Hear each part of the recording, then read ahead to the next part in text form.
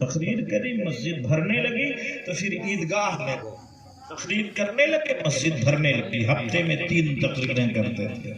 اس کے بعد صحرا میں خیمہ لگنے لگا، شامیانے لگنے لگے، تمبو کنات لگنے لگے، اور مجمع اتنا کہ حضرت سیدنا سرکار ملا علی قاری فرماتے ہیں کہ 70 ہزار 1 لاکھ کا مجمع ہوتا تھا، اور جب آپ کی تقریر ختم ہوتی تو مجمع سے لاش نکالی جاتی، درجن بھر لاشیں نکلتی تھی۔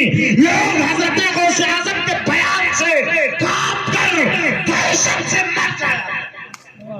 آپ ذرا سوچئے، ہزاروں لوگ توبہ کرتے۔ ایک ولی حضرت یحییٰ نامی تھے، حضرت سیدنا غوث اعظم کے زمانے میں، وہ کہتے میں آج کاؤنٹنگ کروں گا، گنوں گا کتنے لوگوں نے توبہ کیا۔ تو زمانہ یہ نہیں تھا کیلکولیٹ کا، آج کل تو لوگ گود میں موبائل رکھ کے بھی کیلکولیٹ کر لیتے ہیں، سسٹم ہے۔ تب کھجوروں کی گٹھلی، چنا کے دانے اور بادام کے دانے پر گنائی ہوتی ہے، توجہ ہے نا۔ دھاگا لے کے بیٹھتے، اس میں گرہیں لگاتے تھے، تو دھاگا لے کے گئے اپنی آستین میں چھپا کے لے کے بیٹھ گئے مجمع میں۔ حضرت غوث پاک نے تقریر شروع کری، ایک آدمی کھڑا ہوا توبہ کیا، دوسرا کھڑا ہوا توبہ کیا، تیسرا کھڑا ہوا توبہ کیا، یہ گرہ لگاتے رہے۔ اس کے بعد ایک ساتھ 10 12 25 50 100 150 حیرت میں پڑ گئی، گھبرا گئے کہ امام میں کتنی گرہ لگاؤں گا، میں تو گن نہیں پاؤں گا کتنے لوگ توبہ کر رہے ہیں۔ توجہ دینا۔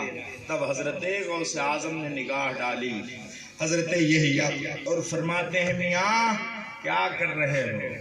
ارے میں گرہیں کھول رہا ہوں، تم گرہیں لگا رہے ہو؟ میں لوگوں کی عقل و دانش کھول کر راہ حق و ہدایت کی کے سفر میں گامزن کر رہا ہوں، اور تم گرہیں لگا رہے ہو، تم سے کاؤنٹنگ نہیں ہوگی، بند کرو۔ حضرت یحییٰ پر غشی طاری ہوئی اور اسی مجمع میں گرے پہ ہو۔ آپ سوچئے اور غور فرمائیے، وہ غوث اعظم اللہ کے حکم سے کہتے قدمی حاضی علی رکبت کل ولی اللہ، اس کا ترجمہ ہوتا ہے میرا قدم تمام اولیاء کی گردن پر ہے۔ حضرت یحییٰ آگے بیٹھے تھے، آپ ممبر پہ اعلان کر رہے تھے، جمعہ کا دن تھا، تو سرک کے آگے آئے، سر جھکا کے حضرت غوث اعظم کا قدم پکڑ کر اپنے سر پہ رکھ لیا اور کہا آقا آپ کا قدم میرے سر پر بھی۔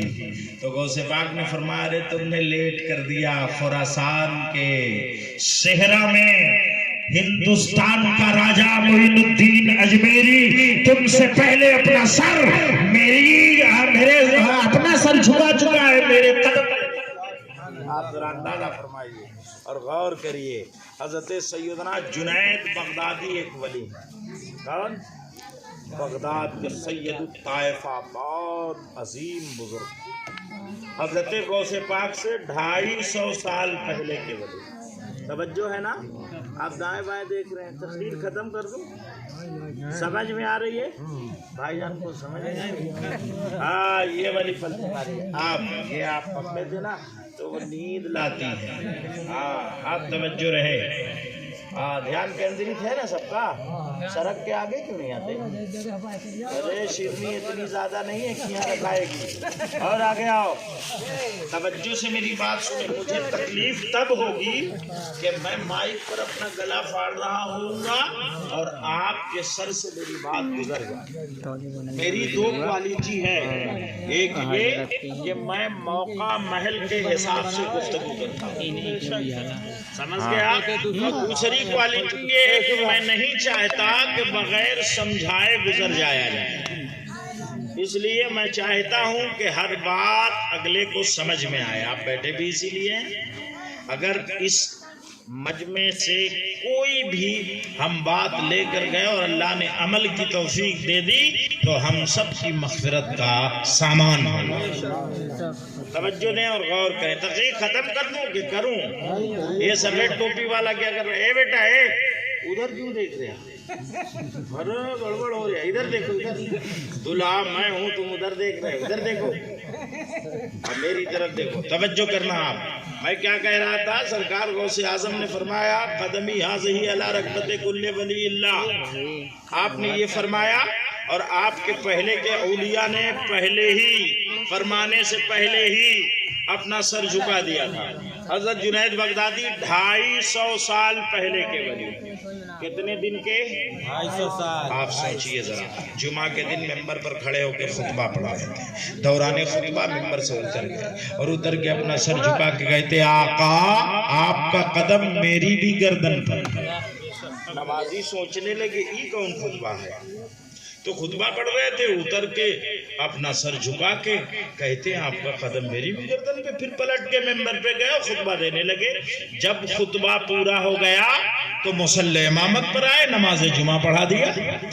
لوگوں نے سنت و نوافل پڑھ کے للچائی نظروں سے جنید بغدادی کی زیارت شروع کر دی۔ حضرت جنید بغدادی نے دیکھا متمنی نگاہوں سے لوگ دیکھ رہے ہیں، کہا سوال کرنا چاہتے ہو کہ میں نے ایسا کیوں کیا، جاننا چاہتے ہو میں نے ایسا کیوں کیا؟ لوگوں نے کہا آقا جاننا چاہتے ہیں، تو جنید بغدادی فرماتے میرے 250 سال بعد مصطفیٰ جان رحمت کی اولاد میں ایک بیٹا پیدا ہوگا جو عبد القادر ہوگا، غوث زماں ہوگا، قطب ربانی ہوگا، اللہ رب العزت کا ایسا برگزیدہ بندہ ہوگا جو کہے گا میرا قدم تمام ولیوں کی گردن پر۔ تو 250 سال پہلے میں اپنی گردن جھکا کر اس کی ولایت، اس کے حکم کو مان رہا ہوں اور اس کی اس فرمان کو ایکسپٹ کر رہا ہوں۔ اگر کسی نے انکار کیا تو ولایت کی لسٹ سے اس کا نام نکال دیا جائے۔ بے شک حق سبحان اللہ۔ ذرا سوچنا۔ اور اب اعلیٰ حضرت سرکار کے 2 بیٹے تھے، حضرت مصطفیٰ رضا خان چھوٹے بیٹے تھے، بڑے بیٹے حضرت حامد رضا خان تھے، چھوٹے بیٹے مفتی اعظم ہندوستان تھے، اندرا گاندھی آپ ہی کے زمانے میں پرائم منسٹر۔ توجہ دینا، حضرت مصطفیٰ رضا خان جیسے ہی آپ کے دل میں یہ بات پڑی آپ نے سر جھکا لیا، اپنے گھر میں بیٹھ گئے اور سر جھکا کے کہتے ہیں آقا صرف آپ کا قدم میری گردن پر نہیں، یہ دل، یہ جگر ہے، یہ آنکھ ہے، یہ سر ہے، جہاں چاہو رکھو۔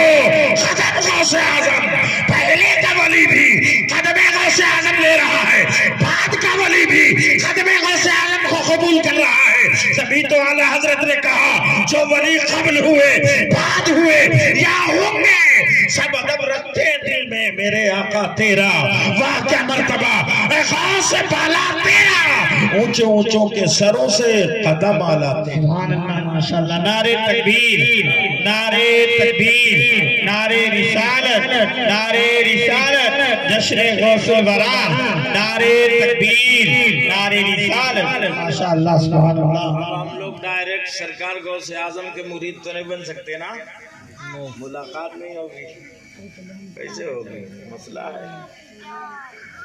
مسئلہ ہے آج ملاقات نہیں ہوگی، لیکن سلسلہ قادریہ سے آسانی سے مرید ہو سکتے ہیں، ہے نا؟ قادری سلسلے کا کوئی برگزیدہ پیر ہو، نیک دینت و نیک سیرت ہو تو اسے اپنا پیر بنائیے، مرید ہو جائے۔ آپ فرماتے ہیں کہ میرے سلسلے کا جو بھی مرید ہوگا موت اسے اس وقت تک نہیں آئے گی جب تک وہ اپنے گناہوں سے توبہ نہیں کرے۔ موت سے پہلے توبہ کی توفیق ہو جائے گی۔ آپ سوچیں اور غور فرمائیں۔ ارشاد فرماتے ہیں میں اپنے ہر چہیتوں کی مدد کے لیے پہنچتا ہوں۔ اچھا، ایک بار آپ اپنے مدرسے میں پڑھا رہے تھے، مدرسے کا نام نظامیہ تھا۔